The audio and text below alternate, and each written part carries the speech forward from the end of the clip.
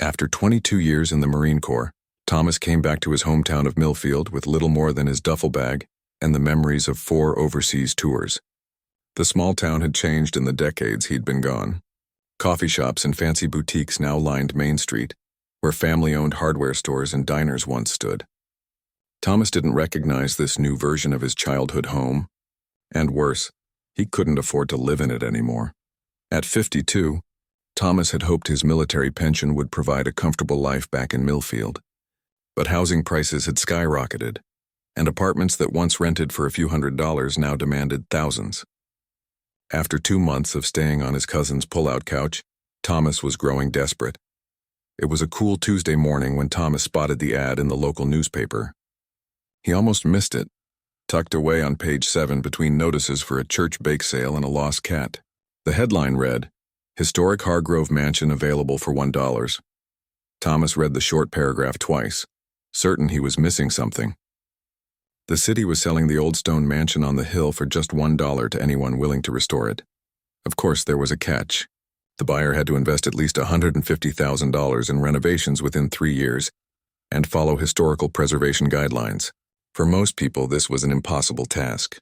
For Thomas, with his military pension, modest savings, and the construction skills he'd learned working for his father before joining the Marines, it seemed like fate.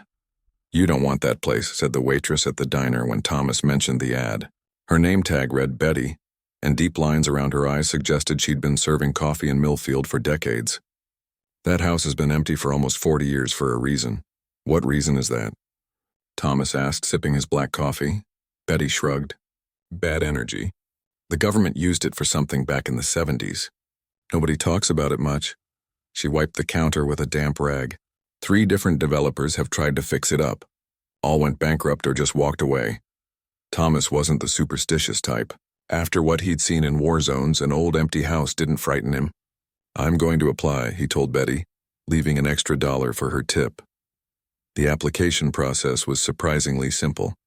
Thomas filled out a form at the city clerk's office, detailing his construction experience and financial ability to handle the renovations. He included a letter explaining his military service and his desire to finally put down permanent roots in his hometown. "Don't get your hopes up," said the clerk, a thin man with thick glasses. "We've had 63 applications already." But 2 weeks later, Thomas received a call from the mayor's office. His application had been accepted. The city council liked his military background and his connection to Millfield. The mayor, a balding man with an eager handshake, seemed relieved to be rid of the property. "It's been a real drain on city resources," the mayor explained when Thomas came to sign the paperwork. "We have to send someone to board it up every few months when kids break in. The Historical Society won't let us tear it down, and nobody with sense wants to take on such a massive project." He slid the final paper across his desk. "Are you sure about this, son?" Thomas was hardly a son at 52, but he nodded firmly. "Yes, sir. I'm sure." The mayor accepted Thomas's crisp $1 bill and handed over a large iron key that looked like it belonged in a museum. "The utilities have been disconnected for decades. You'll need to get all that sorted before you can actually live there." "I understand," Thomas said, pocketing the key. He felt a strange mix of excitement and unease. For the first time since leaving the Marines, he had a real purpose. The following morning dawned bright and clear. Thomas borrowed his cousin's truck and drove up the winding road to the Hargrove mansion. From the bottom of the hill, the house looked like something from an old horror movie. A massive stone structure with tall windows and a steep roof, surrounded by overgrown gardens and rusted iron fencing. Thomas parked in what had once been a circular driveway, now cracked with weeds pushing through. He stood for a moment, taking in his new property. Despite its poor condition, the mansion had a certain dignity. The stonework was solid, Vermont granite according to the historical information he'd been given. The roof would need complete replacement and several windows were broken or missing entirely, but the bones of the place were good. The iron key turned stiffly in the lock of the massive oak front door. It took Thomas's shoulder against the wood to push it open, years of dampness having swollen the frame. A cloud of dust rose as the door swung inward, dancing in the beams of sunlight that cut through the gloom. The smell hit him first, musty and damp, with hints of rotting wood and something else he couldn't quite identify. Not quite decay, but something medicinal and sharp beneath the mustiness. Thomas pulled a flashlight from his pocket and stepped inside. The entrance hall was grand, with a ceiling that soared 20 feet high. A wide staircase with an intricately carved banister curved up to the second floor. The marble floor, though cracked and stained, still showed hints of its former elegance. To the right, double doors opened into what must have been a formal living room. To the left, a darker hallway led deeper into the house. Thomas moved slowly, testing each floorboard before putting his full weight on it. The house creaked and settled around him as if acknowledging his presence after decades of emptiness. In the living room, a massive fireplace dominated one wall. Above it hung a tarnished mirror in an ornate frame. Thomas caught his reflection, his weathered face looking small in the vast empty space. He continued his exploration, moving from room to room on the ground floor. Each space told the same story of faded grandeur and neglect. Water damage stained many of the ceilings, and in some rooms the floorboards had rotted through entirely, requiring careful navigation. What struck Thomas most was how empty the house was. Usually abandoned buildings contained some remnants of previous occupants. Old furniture, forgotten items, signs of who had lived there and how. But this place had been systematically stripped. No furniture, no fixtures beyond those that couldn't be removed, no personal items at all. Except Thomas noticed something odd about some of the door frames. At first he thought it was just damage, but looking closer he saw strange marks carved into the wood at precise intervals. In one corner of what might have been a study, symbols had been etched into the plaster. Nothing he recognized, but clearly intentional. The kitchen at the back of the house was a disaster. The ancient appliances had been removed, leaving gaping holes in the counters. Pipes stuck out from walls, and the linoleum floor had peeled up in large sections. This would be one of the most expensive rooms to renovate, Thomas knew. By midday, he had explored most of the ground floor and was making notes in a small notebook he'd brought along. The house was in terrible shape, but nothing he hadn't expected. The $150,000 minimum investment would be just that, a minimum. This project would likely cost twice that amount. As Thomas turned to head back to the entrance hall, planning to explore the upper floors next, something caught his eye. In what must have once been the library, empty bookshelves still lined the walls. A glint of metal shone from behind a built-in case. Thomas knelt down, shining his flashlight into the narrow gap. A tarnished silver picture frame had fallen behind the bookcase, perhaps decades ago. Thomas reached in and carefully worked it free.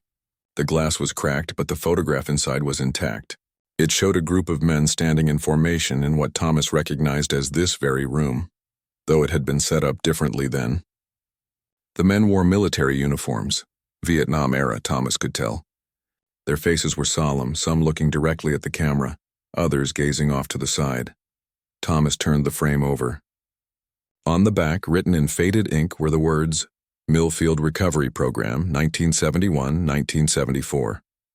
A chill ran down Thomas's spine despite the warmth of the day. His cousin had mentioned that the government had used the mansion for something in the 70s, but no one seemed to know what exactly. Looking at the faces of the soldiers in the photograph, Thomas felt a connection across time, one veteran to others. He carefully placed the photograph in his pocket. It was the first real clue to the history of his new home, and something about those men's expressions made Thomas want to know more. But that would have to wait. He had 3 years to make this place livable again, and every minute counted. As Thomas climbed the grand staircase to the second floor, testing each step before putting his full weight on it, he couldn't shake the feeling that he was being watched. Not by anything supernatural. Thomas didn't believe in ghosts, but by the memory of those who had walked these halls before him. Whatever had happened in this mansion had left its mark, not just in the strange symbols and the photograph, but in the very atmosphere of the place. At the top of the stairs, Thomas paused to catch his breath. Through a broken window, he could see all of Millfield spread out below, his hometown both familiar and strange. He had come here looking for affordable housing, a place to finally settle after decades of serving his country. He'd found something far more complicated. Well, he said aloud, his voice echoing in the empty hallway, let's see what other secrets you're hiding. The second floor of the old mansion was even worse than the first. Thomas moved carefully, testing each floorboard before stepping. Years of rain through broken windows had rotted sections of the floor, and the last thing he needed was to crash through to the level below. Thomas ran his hand along the faded wallpaper in the hallway. Once a deep green with gold patterns, it now peeled away in long strips, revealing layers of older wallpaper beneath. The house had seen many lives before becoming abandoned. How many families had walked these halls? How many children had run up and down the grand staircase? And more importantly, what had happened here during those years? It served as a recovery program for soldiers returning from Vietnam. The first bedroom Thomas entered must have belonged to the master of the house in its glory days. Despite the decay, it was still impressive. Large windows facing east would have filled the room with morning light when they weren't boarded up. A fireplace with a marble surround stood against one wall, and built-in cabinets lined another. Like downstairs, the room had been stripped of all furniture and personal items. Thomas made notes in his small notebook. This room would make a fine bedroom for himself once restored. The adjoining bathroom would need complete renovation. The fixtures were ancient, and black mold grew along the walls, but the space was generous. The next 4 bedrooms were similar, spacious, with good bones but requiring extensive work. Thomas estimated costs in his notebook, wincing at the growing total. The $150,000 minimum investment would be gone before he finished half the house.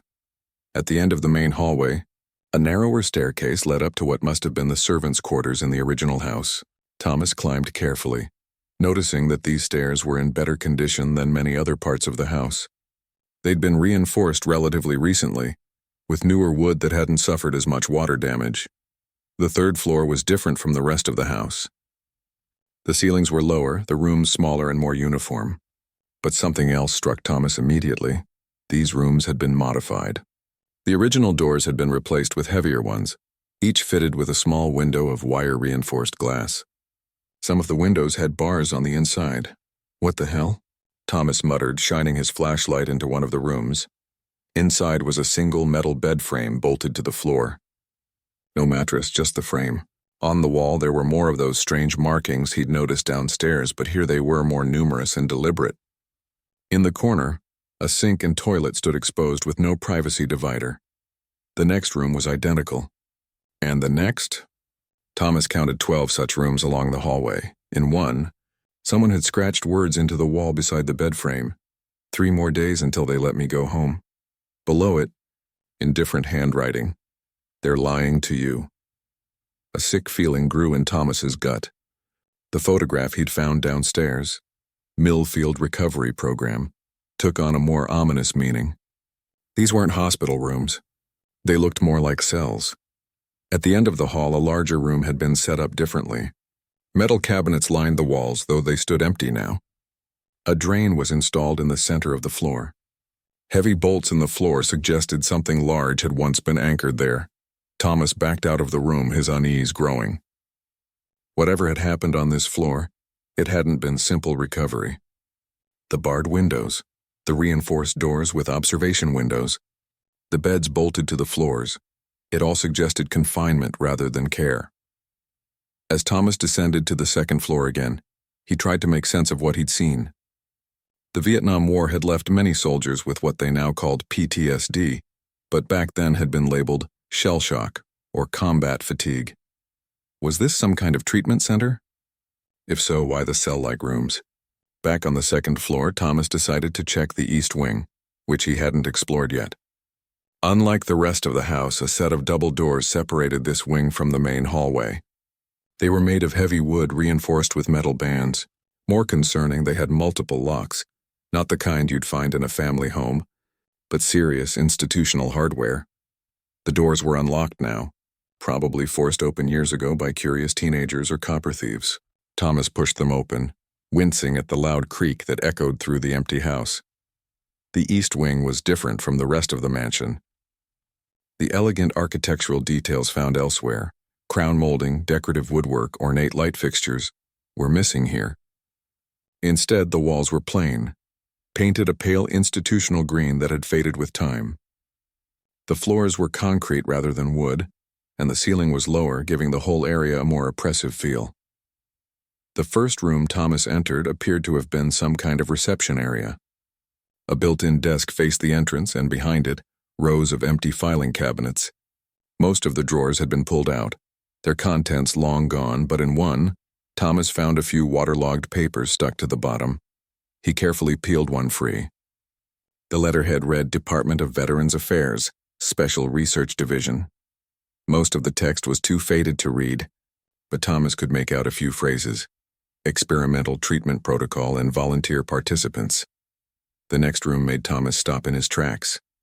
It had clearly been converted into some kind of medical facility. The walls were tiled halfway up, and rust-colored stains marked the floor near a central drain. Metal tables were bolted to the floor and overhead. Tracks in the ceiling suggested curtains had once divided the space into sections. Along one wall, heavy cabinets labeled supplies and pharmaceuticals stood with their doors hanging open. Inside one, Thomas found a small glass bottle, its label mostly worn away except for a warning symbol and the partial word, azine. Thomas's military experience had taught him to recognize a facility designed for control. The layout of the East Wing, the multiple locks on the doors, the observation windows. This hadn't been a voluntary recovery program. This had been something else entirely. In the next room, more evidence of medical procedures. A large chair bolted to the floor sat in the center, with leather restraints hanging from the armrests. Beside it, a small metal table with a tray of ancient, rusted instruments. On the wall, a faded chart with a diagram of a human brain, certain areas highlighted in different colors. Thomas had seen enough. He backed out of the room, his heart pounding. What had they done to those soldiers? The men in the photograph he'd found, had they been patients here or staff? In the last room of the East Wing, Thomas found more filing cabinets, these ones with their drawers still mostly intact. He pulled one open and found hundreds of index cards, each with a name, a military ID number, and a series of dates and notations. The handwriting was faded but still legible on many of the cards. Thomas pulled one out at random. Henderson, William J., U.S. Army, 11B, Vietnam, 68. 70 severe combat stress, recommended for program. Level 2, treatment duration 16 weeks, response. Partial improvement. Notes. Subject demonstrates reduced flashback episodes but continues to show resistance to memory modification protocol. Memory modification. Thomas felt a chill despite the warm day. He looked at another card. Dawson Robert T., U.S. Marines, 0311, Vietnam, 67-69. Acute combat neurosis with violent outbursts. Recommended for program. Level 3, treatment duration 24 weeks. Response, terminated from program. Notes, subject became non-responsive after session. 17. Recommended for long-term care at VA facility in Albany. Thomas put the cards back, feeling as if he was intruding on something deeply private and painful. These were real men, real soldiers who had served their country and suffered for it. Whatever had been done to them in this house, it hadn't been what they deserved. As the sun began to set, casting long shadows through the broken windows, Thomas decided he'd seen enough for one day. He made his way back to the grand staircase and down to the entrance hall. The mansion felt different to him now. Not just a challenging renovation project, but a place with a dark history that needed to be acknowledged. Outside, Thomas locked the massive front door and stood looking up at the stone facade of the mansion. The windows stared back like empty eyes. This morning he'd seen only a bargain property. Now he saw the ghosts of men who had walked these halls, not as guests or owners, but as test subjects. Thomas climbed into his cousin's truck but didn't start it right away. Instead, he pulled out the photograph he'd found behind the bookcase. The faces of the soldiers stared back at him, young men in uniform standing at attention in what he now recognized as the modified East Wing of the mansion. One face in particular caught his attention. A young man at the end of the front row looked directly at the camera with an expression that seemed to reach across time and speak to Thomas. His eyes held a plea that Thomas felt he now understood. "I'll find out what happened to you," Thomas whispered to the photograph. "All of you." As he drove down the winding road away from the mansion, Thomas knew his project had just become much more than a renovation. He was now the caretaker of a dark piece of history, one that deserved to be brought into the light. Thomas couldn't sleep that night. He tossed and turned on his cousin's pull-out couch, his mind filled with images of the mansion and the soldiers who had been there. The photograph he'd found seemed to burn a hole in his pocket. Those men had been like him, veterans who had served their country. But instead of help, they'd received, experiments? Tests? Something that required locked doors and restraints. By morning, Thomas had made a decision. Before he could move forward with renovating the mansion, he needed to understand what had happened there. He owed it to the men in the photograph. After a quick breakfast, Thomas drove to the Millfield Public Library, a small brick building downtown that had been there since he was a kid. Inside, not much had changed. The same worn carpet, the same smell of old books, even the same librarian, Mrs. Patterson, now with white hair instead of brown, but still wearing her signature cat-eye glasses. "Thomas Reeves," she said, looking up from the desk. "I heard you bought the old Hargrove place." "News travels fast," Thomas said, settling into a chair across from her desk. "Small town," Mrs. Patterson replied with a shrug. "Plus, my nephew works at City Hall." "He processed your application," Thomas nodded. "I'm trying to learn more about the place. Specifically what happened there in the early 1970s when it was used as some kind of recovery program for veterans." Mrs. Patterson's smile faded slightly. "The government program? That was before my time at the library, but I know a bit." "What exactly do you want to know?" "Everything," Thomas said. "Official records, newspaper articles, anything you might have." Mrs. Patterson hesitated, then stood up. "Follow me."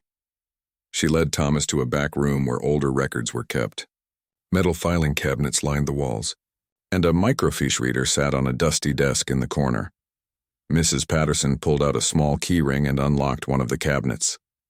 "Local newspapers from the 60s and 70s, she explained, pulling out a drawer filled with small boxes of microfilm. "And over here," she moved to another cabinet. Town records, including city council minutes from that period. Thomas spent the morning hunched over the microfiche reader, scanning through old issues of the Millfield Gazette. Most mentions of the mansion were brief. An announcement in 1970 that the property had been acquired by the federal government for use as a veteran rehabilitation center. A few human interest stories about the program helping our boys back from Vietnam, and finally, a small article in 1974 noting that the federal facility at the former Hargrove estate has been closed, with all patients transferred to VA hospitals in Albany and Boston. Nothing about experiments, nothing about what Thomas had seen in the east wing of the mansion. The city council minutes were equally unhelpful. There was mention of the sale of the property to the federal government, concerns about increased traffic on the hill road leading to the mansion, and later, discussions about what to do with the empty building after the program shut down. By lunchtime, Thomas was frustrated. The official story, a voluntary rehabilitation center for veterans suffering from combat stress, didn't match what he'd seen in the house. The cell-like rooms, the medical equipment, the restraints. There was something more to the story. As Thomas was about to leave, Mrs. Patterson approached him with a small battered notebook. "I found this in the back," she said quietly. "It's not an official library item. My predecessor kept it, Mrs. Wilson. She was the librarian here from 1965 to 1988. Thomas took the notebook. Inside, in neat handwriting, were personal notes. "April 14, 1971, he read. 3 more military trucks arrived at the Hargrove place today. Frank says they were bringing equipment, not men. What kind of recovery center needs so much equipment?" He flipped through more pages. "June 23, 1971, they've started bringing in the soldiers. Tom at the gas station says they come in regular cars, not ambulances. 2 men in suits with each soldier. The men never come back down the hill, but the suits do. September 30th, 1971. Loud noises from the mansion last night. Frank says it sounded like screaming, but Dr. Collins from the program says they were just showing films about the war, and one of the men had a bad reaction. December 15th, 1972. 3 soldiers have died at the facility now, all ruled suicide by the government doctors, all buried at Riverside Cemetery with no family present. Just the men in suits?" Thomas looked up at Mrs. Patterson. "Who was Frank?" "Mrs. Wilson's husband. He was the sheriff here back then." Thomas nodded and continued reading. The notes became more detailed as time went on. Mrs. Wilson had started collecting rumors, observations from townspeople, anything she could find about the facility. May 4, 1973. Nancy from the pharmacy says they've been ordering unusual medications, Not just normal psychiatric drugs, but experimental compounds. She made copies of the orders. Thomas turned the page, hoping to find the copies, but they weren't there. He continued reading. August 17th, 1973. One of them escaped last night. Young man, crew cut, wearing hospital pajamas. Made it all the way to the diner before the men in suits caught up with him. He was screaming about needles and electricity and how they were changing his memories. They said he was delusional from the war. Took him back up the hill. The final entry was from February 1974. Program shut down suddenly. No explanation. Government men spent 3 days removing items from the house. Big trucks with no markings. Sheriff wasn't allowed past the gate. 2 days later, a fire in the East Wing. They called it an electrical problem, but Frank says it was intentional. Burning records. Whatever they were doing up there, they don't want anyone to know. Thomas closed the notebook, a chill running through him despite the warm library. Did Mrs. Wilson ever try to report this? To newspapers or authorities? Mrs. Patterson shook her head. It was a different time. The Vietnam War was still going on. People didn't question the government the way they do now, especially in small towns like this. And honestly, who would believe her? The word of a small-town librarian against the federal government? Thomas nodded.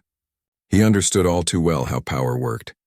Even in his time in the Marines, he'd seen things swept under the rug, reports altered, uncomfortable truths hidden behind classifications and paperwork. Can I borrow this? He asked, holding up the notebook. Mrs. Patterson hesitated, then nodded. Bring it back when you're done. And Thomas, be careful. Some old stories are better left alone. Thomas thanked her and left the library, his mind racing. The notebook confirmed his suspicions.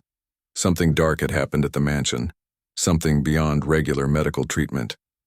But he still didn't have the full picture. His next stop was the Riverside Cemetery. If 3 soldiers had died at the facility and been buried there, maybe their gravestones would offer some clue, some names he could research further.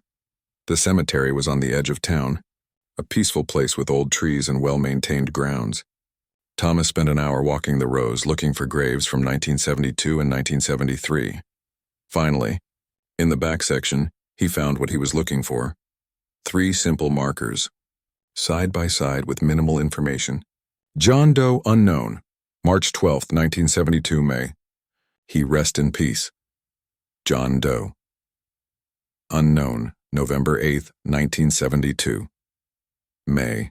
He rest in peace. John Doe, unknown. January 30th, 1973. May he rest in peace. No real names. No military honors. Just anonymous stones for men who had served their country and died far from home. Thomas felt a surge of anger.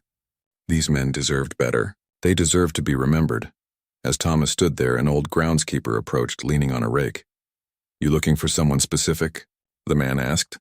Thomas pointed to the 3 John Doe graves. Do you know anything about these? The old man studied Thomas, taking in his bearing, the way he stood. You military? Marines. 22 years. The groundskeeper nodded, seeming to come to a decision. I was here when they buried them. Middle of the night, no ceremony. Just some government types and a local doctor to sign the papers. The doctor, Thomas said. Do you remember his name? Collins, Dr. Frank Collins. He ran that program up at the old mansion. The groundskeeper spat on the ground. Never trusted him. Had cold eyes. Is he still around? The old man shook his head.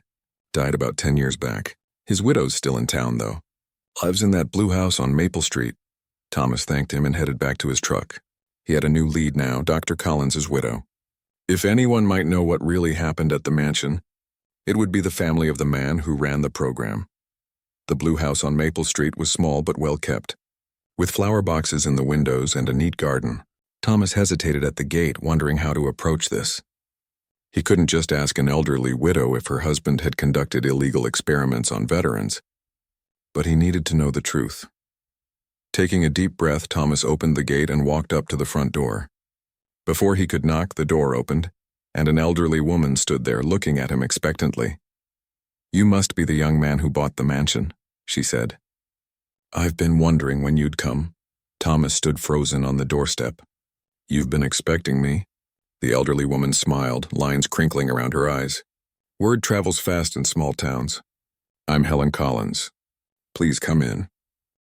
Thomas followed her inside the neat little house. Family photos lined the walls of the hallway. children and grandchildren, holiday gatherings, and wedding pictures. A normal family home, not what Thomas had expected from the widow of a man who might have conducted disturbing experiments on veterans. In the living room, Helen gestured to an armchair. "Sit, please. Would you like some tea?" "No, thank you, ma'am," Thomas said, perching on the edge of the chair. "I wanted to ask about your husband's work at the Hargrove Mansion in the early 1970s. Helen's smile faded slightly. She settled into her own chair, arranging her skirt carefully. "Frank's work at the rehabilitation center. Yes, I thought that might be why you're here." "What exactly was the center for?" Thomas asked, watching her face carefully.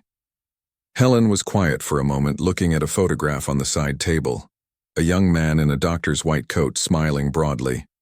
Officially, it was a treatment facility for veterans suffering from what they now call PTSD.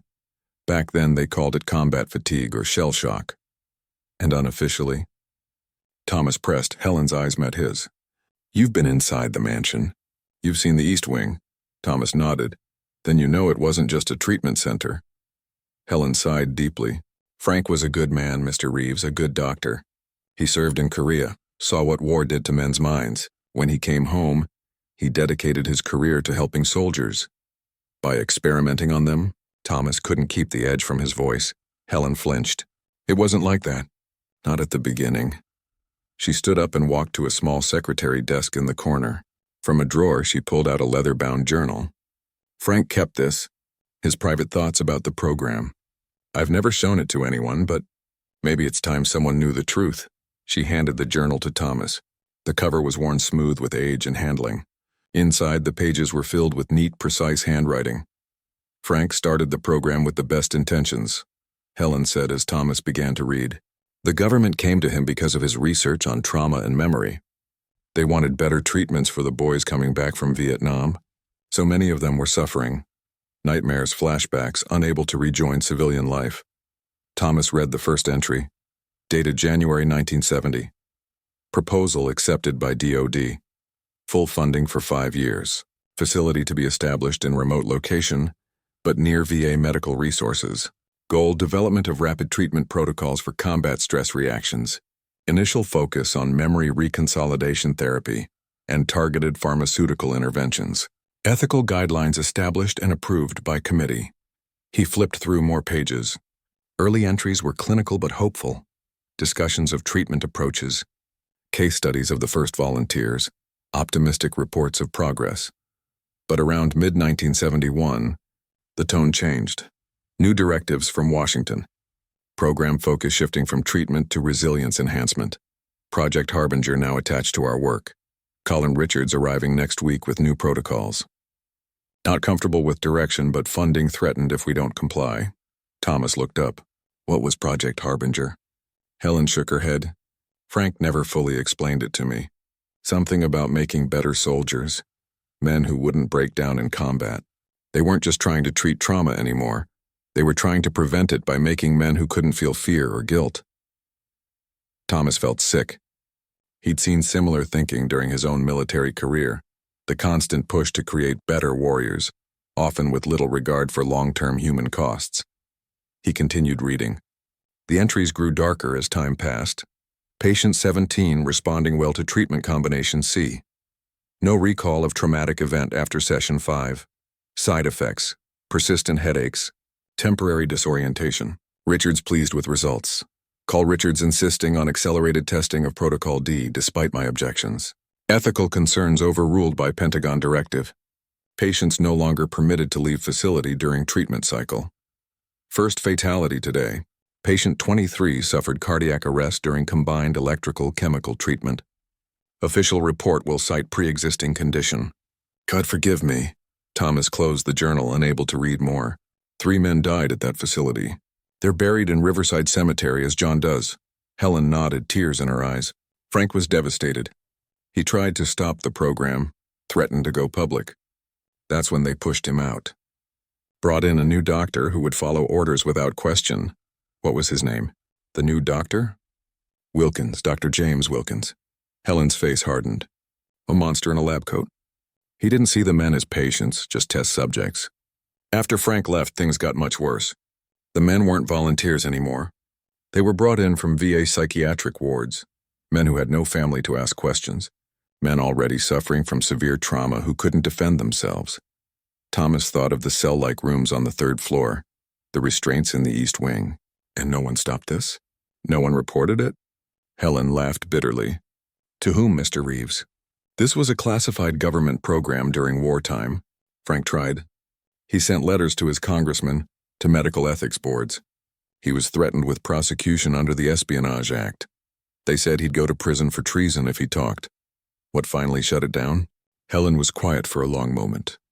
There was an incident. Early 1974. One of the patients, a young Marine, somehow broke free during a treatment session. He attacked Dr. Wilkins and 2 guards. Got hold of a gun. 5 people died before they stopped him. She wiped a tear. After that, the government decided the program was too risky, too likely to draw attention. They closed it down, transferred the remaining patients to regular VA facilities, and buried the records. Thomas sat back, trying to process everything. Do you know if any of the men who were patients there are still alive? Anyone I could talk to?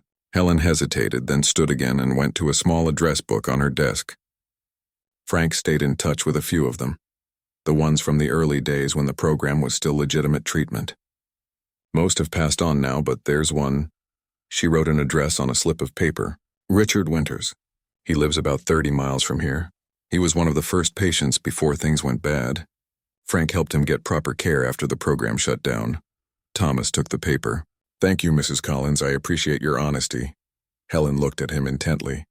What will you do with this information, Mr. Reeves? The mansion, the program? It's ancient history now. I'm not sure yet, Thomas admitted, but those men deserve to be remembered. They deserve some kind of justice, even if it's just the truth coming out. Helen nodded slowly. Frank would have agreed with you. He carried the guilt of his involvement to his grave. She picked up her husband's journal. Take this. Maybe it will help you understand what happened there. Thomas left the blue house on Maple Street with the journal in his pocket and the address for Richard Winters in his hand. The pieces were coming together now. A well-intentioned treatment program corrupted by military interests. Vulnerable veterans used as test subjects for experimental procedures. Deaths covered up, and in the end, a violent incident that finally shut it all down. The next day, Thomas drove the 30 miles to the small apartment complex where Richard Winters lived.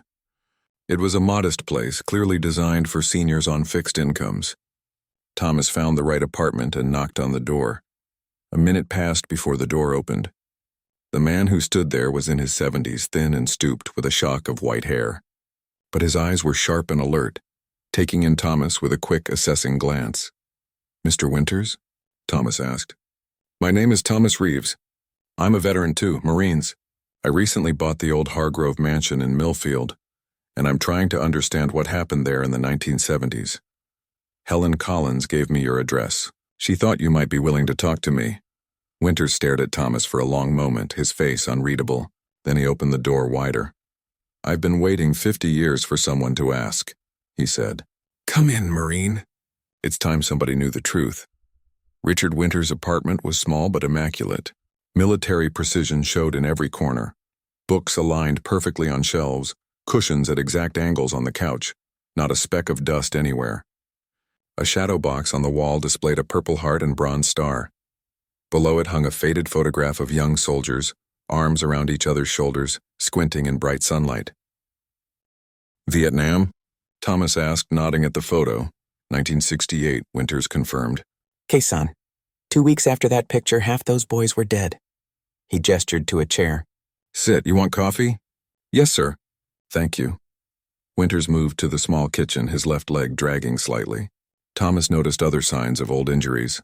A stiffness to his right hand, a long scar running up his forearm. You said you bought the mansion, Winters called from the kitchen. Why would anyone want that place? Thomas explained about the dollar sale, his need for affordable housing, his plans for renovation. As he spoke, Winters returned with 2 mugs of coffee, setting them on coasters with military insignias. And now you want to know what happened there, Winters said. It wasn't a question. Yes, Thomas nodded. I've spoken to Helen Collins. I've seen her husband's journal. I know about Project Harbinger and Dr. Wilkins, but I want to hear from someone who was there. Winters took a long sip of coffee, his eyes distant. I was one of the first. January 1971. I'd been back from Nam for 8 months, spending most of that time in a VA psych ward in Boston. Couldn't sleep. When I did, the nightmares were so bad I'd wake up screaming. Couldn't hold down a job. Couldn't be around crowds. Jumped at every loud noise. He set down his mug. When they offered me a spot in this new program, private facility, cutting-edge treatments, real doctors instead of overworked VA staff, I jumped at it. We all did. 25 of us in that first group. And it started well? Thomas asked. It did. Dr. Collins was a good man. He listened. Really listened. The treatments were tough. Talk therapy, medication, even some early versions of what they now call exposure therapy. But it was helping. I started sleeping again. Started to feel human. When did it change? Winter's face hardened. April 71, new personnel arrived. Military types in civilian clothes. They said they were consultants, but it was obvious they were taking charge. New security measures, new restrictions on our movement, and new treatments. What kind of treatments? Thomas asked, though he feared he knew the answer. They called it memory reconditioning. First with drugs, things that made you foggy, suggestible. Then with machines. Winters tapped his temple. Electrodes here and here. They'd show us pictures of combat, play recordings of gunfire and explosions, and then use the current to, scramble the response. Sometimes they'd use hypnosis afterward, plant suggestions. Thomas thought of the chair with restraints he'd seen in the East Wing. Was it voluntary? Winters laughed bitterly. At first, they pretended it was. Had us sign forms. But if you refused, they'd just up your medication until you didn't know what you were signing. He looked directly at Thomas. I was lucky. After 3 months of the new protocols, Dr. Collins pulled some strings and got me transferred out back to the regular VA. Said I'd graduated from the program. In reality, he was saving me. And the others? Some got out. Most didn't. Winters stood and walked to a small desk, opening a drawer. He pulled out an old envelope yellowed with age. From it, he withdrew a photograph and handed it to Thomas. It was similar to the one Thomas had found in the mansion, men in uniform standing in formation. But this one had been taken outside, on the mansion's front lawn. 25 men, young but with old eyes, some smiling, some staring blankly at the camera.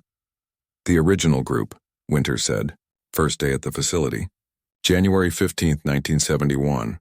Thomas studied the faces. Young men not much different from the ones he'd served with in his own time in the Marines. How many survived the program? Winters reclaimed the photo, looking at it with sadness. 19 made it out alive. 3 died during treatment. The ones buried as John does in the Millfield Cemetery. 2 committed suicide within a year of release. 1 is still in a VA psychiatric facility, has been for almost 50 years now. And the others? Scattered. Some did okay, learned to live with what was done to them. Others didn't. Alcohol, drugs, homelessness. The usual story for too many vets. Winters tapped one face in the photo. This one, Paul. He was the one who finally ended it. January 1974. They'd had him for 3 years. God knows what they did to him in that time. He broke during a treatment session, got hold of a guard's gun, killed Dr. Wilkins and 4 others before they took him down. Thomas remembered what Helen Collins had said about the incident that finally shut down the program. And afterward? No investigation? No one held accountable? Winters shook his head. Everything classified. National security. A few families tried to sue the government, but the cases were dismissed. Those of us who made it out, we were told that if we ever spoke about what happened there, we'd face charges. Most were too broken to fight anyway. Thomas sat back, feeling the weight of history in this small, neat apartment. I'm sorry, he said, knowing how inadequate the words were. Not your fault, Winters replied. You weren't even born when it happened.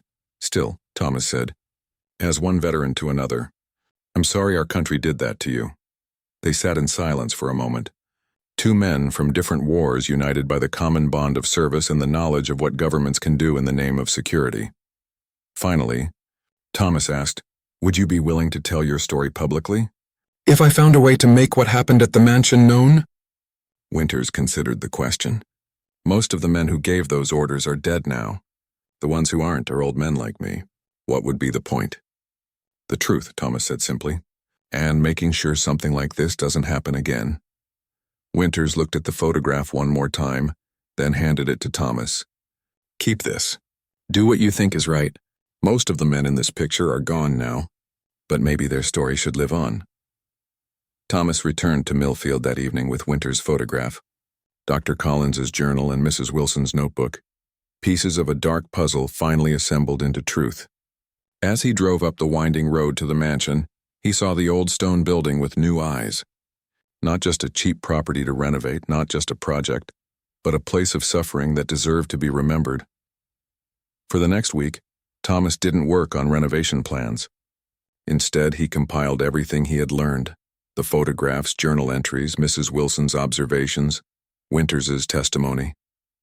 He reached out to his cousin, who worked as a journalist for a regional newspaper, and shared the story. "Are you sure about this?" his cousin asked. "Once this gets out, the mansion won't just be an old house anymore. It'll be infamous, I'm sure," Thomas said. "Those men deserve to be remembered." The story ran the following Sunday. The Ghosts of Hargrove Mansion: How American Veterans Became Unwilling Test Subjects. By Monday, other news outlets had picked it up. By the end of the week, a documentary crew had contacted Thomas, and a veterans advocacy group had offered to help fund a memorial at the site. The reaction from the government was predictable: old denials, claims of incomplete information, references to different standards of the time. But they didn't deny the core of the story. Too many records existed. Too many witnesses were still alive. 1 month after buying the mansion for $1, Thomas stood in the grand entrance hall, now filled with workers. But they weren't renovation contractors. They were from the Veterans Advocacy Group, helping Thomas transform the East Wing into a small museum and memorial. "We'll keep this area exactly as it was," Thomas explained to the group's director. "People should see what was done here. The rest of the house I'll renovate as living space, but this part needs to stand as a reminder." As the workers carefully documented the rooms, preserving the evidence of what had happened there, Thomas walked outside onto the broad stone terrace overlooking the town. The autumn air was crisp, leaves turning red and gold on the trees below. In the distance, he could see the spire of the town hall, the ribbon of the river, the peaceful streets of Millfield. Richard Winters stood beside him, his first visit to the mansion since 1971. "It looks smaller than I remember," he said quietly. "Are you okay being here?" Thomas asked. Winters nodded slowly. "Had to come back. Face it one last time." He looked at Thomas. "You're doing a good thing here, Marine." "I hope so," Thomas said. "It's not much compared to what you all went through." "It's truth," Winters said. "After 50 years of lies and cover-ups, it's truth. That's not nothing." Together they looked out over the town, an old soldier who had survived unspeakable treatment, and a younger one who had given him a voice at last. Behind them, the mansion stood as it had for over a century, but now its darkest secrets were finally in the light. That night, Thomas slept in the mansion for the first time, in a sleeping bag on the floor of what would eventually be his bedroom. The house creaked and settled around him, but the sounds didn't disturb him. He felt at peace with his decision. The dollar he had spent on this mansion had bought him more than property. It had given him purpose. As he drifted off to sleep, Thomas thought of the men in Winters's photograph, young soldiers who had served their country only to be betrayed by it. "You're not forgotten," he whispered into the darkness. "Not anymore."